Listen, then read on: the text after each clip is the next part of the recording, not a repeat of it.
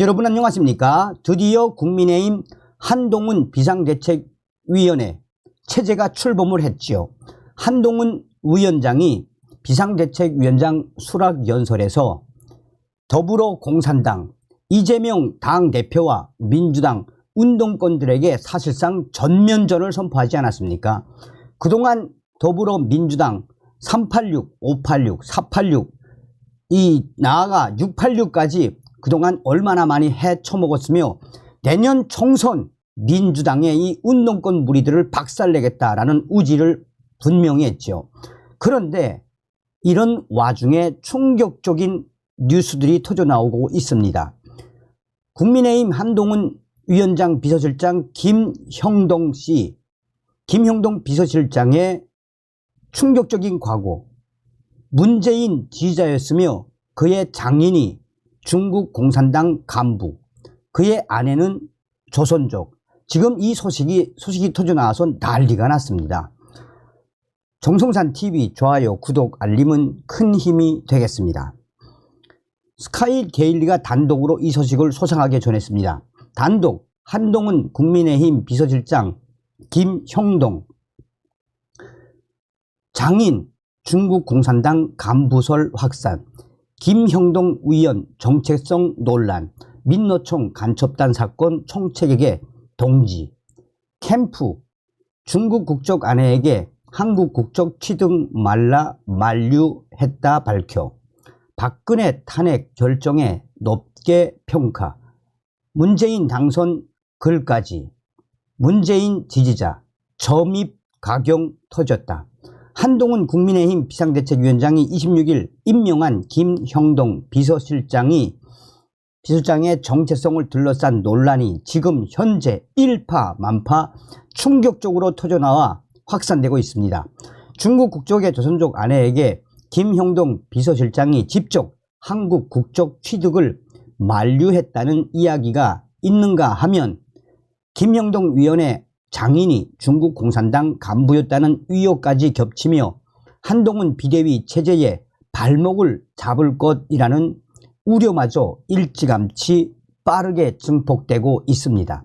이에 더해 김형동 비서실장이 민주노총 간첩단 사건의 총책이자 개를 이은 부자 간첩 의혹까지 받으며 국가보안법 위반 혐의로 재판에 출석하는 석권여 씨를 동지, 형님으로 호칭한 것으로 드러난 데다가 박근혜 대통령 탄핵을 높이 평가하고 문재인 당선을 축하하는 기고 글까지 공개돼 문재인 지지자였다라는 것이 확인이 된 이후 점입 가경으로 치닫고 있습니다. 27일 스카이데일리 취재를 종합하면 김형동 비서실장의 국가관을 둘러싼 논문은 크게 민주노총 간첩단 총책, 석권여 씨 친분, 조선족 아내의 한국 국적 취득 만류, 장인의 중국 공산당 간부설, 박근혜 대통령 탄핵 긍정평가, 문재인 지지자, 문재인 당선 축하 기고 글 등으로 요약됩니다. 스카이데일리는 김형동 비서실장의 의견을 청취하기 위해 전화했으나 연락이 닿지 않았습니다.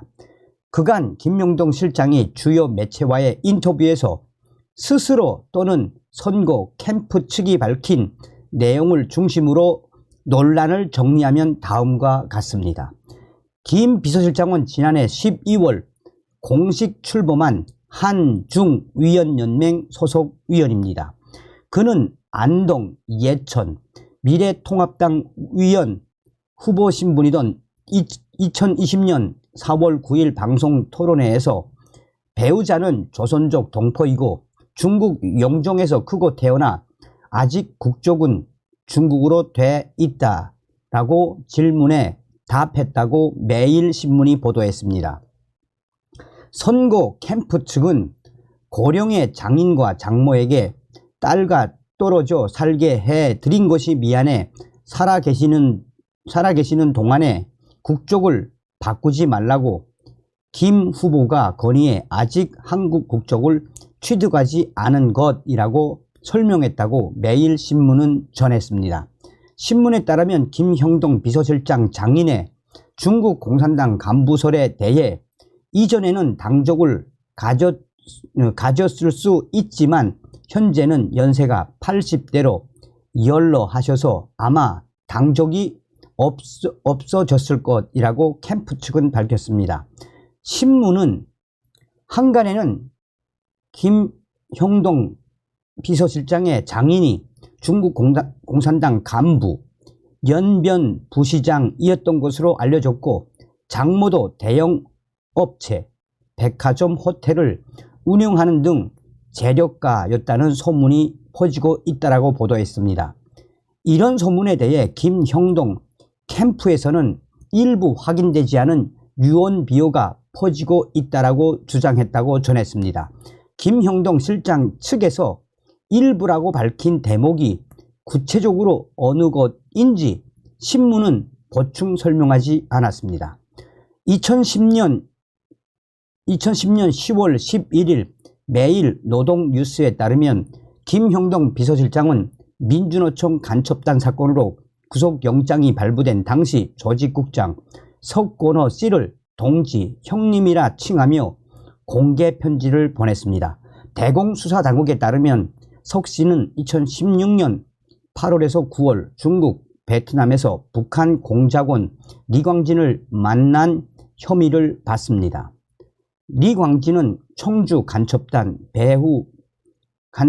사건의 배후로 지목된 인물입니다. 부친이 간첩 혐의로 18년간 복역한 석 씨는 3차례 이상 방북했고 100여 차례 북한과 접촉해 대남 지령문과 보고문을 주고받으며 활동해온 혐의를 받고 있습니다. 현재는 보석으로 석방돼 재판받는 것으로 알려지고 있습니다. 김형동 비서실장은 2017년 5월 11일 매일 노동뉴스에 문재인 대통령 취임을 축하하며 라는 제하에 기고를 해서 더불어민주당 제19대 대선 공약을 읽고 있다. 잘 만들어진 공약집이라는데 의견이 있을 수 없다. 노동자와 평범한 시민이 행복한 나라가 바로 문재인 대통령이 바라는 나라이지 않는가. 문재인 대통령 취임을 진심으로 축하한다라고 친문재인 지지자임을 밝혔습니다.